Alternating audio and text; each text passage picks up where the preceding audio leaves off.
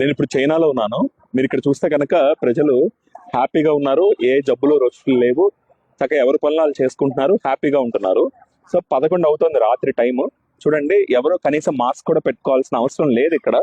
ఇదంతా కూడా మరి మీడియాలో వస్తున్న వార్తలన్నీ ఏంటంటే నాకు చాలా ఆశ్చర్యంగా అనిపిస్తుంది. సో పక్క దేశంలో ఏదో అయిపోతుందని ఒక వార్త సృష్టించుకుని దాంట్లో టైం పాస్ చేసే మనం మన దేశంలో ఏం జరుగుతుందా అని కనీసమైన ఆలోచన చేయలేకపోతుంది మన సమాజం. అది చాలా బాధాకరమైన విషయం.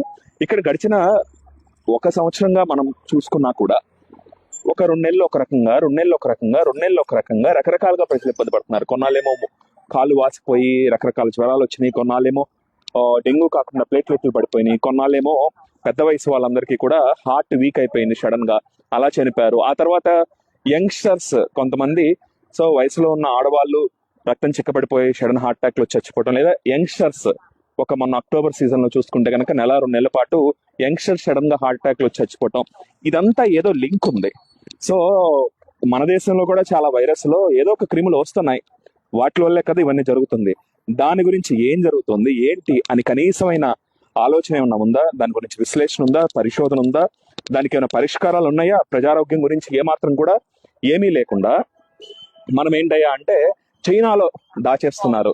సో ఇక్కడ అంతా సిస్టమ్ అంతా కూడా